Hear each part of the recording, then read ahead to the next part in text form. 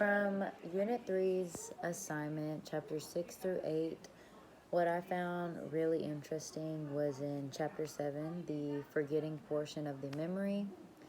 Um, I never really thought in depth about, unless it's like, like Alzheimer's and stuff like that, about like us actually throughout our process in life forgetting stuff, like maybe useless information like emails that from a long time ago, or like even like what I think is crazy is like later on in life we forget about our high school friends, like even our best friends, like you'll forget about them because you'll be so far in life and you'll be having to process and remember all this new information. Like right now in college, sometimes we can't even remember, like right now I'm in statistics, and I took statistics like literally 2 years ago, and I couldn't remember stuff. Like when I see it, I was like, oh yeah, I remember this, but like I couldn't remember how the steps to get to my solution and stuff like that. So I just think it's very interesting, how our brain works, and the fact that I know we're smart, but our brain is smart enough. Like our brain is built to where we forget the useless information in order to leave storage space for more information that is going to be useful for us in the future. Like, for example, right now in college, in order to get a degree, for instance, like a doctor's degree, you have to process all this information. So, like, you're thinking, like, wow, I have to forget all this information. Like, what am I going to forget? Like, what stuff do I personally want to remember am I going to forget?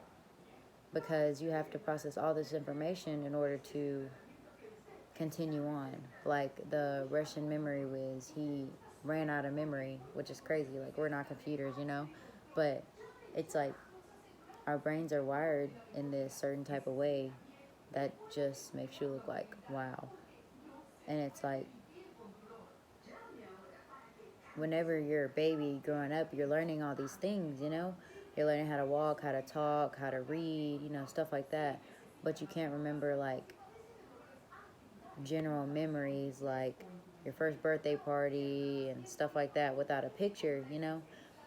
And so I guess that's like an example of our brain forgetting useless information, because I mean those memories can be taken a picture of in order for us to trigger those memories into remembering.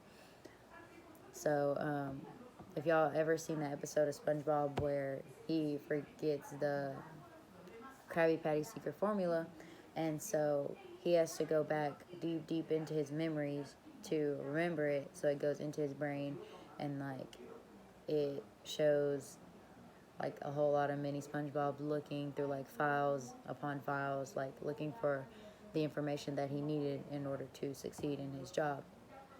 And then we have things like encoding failure, storage decay, retrieval failure. I think that storage decay is like, it's like kind of confused me a little bit. So I'm gonna like read more into that.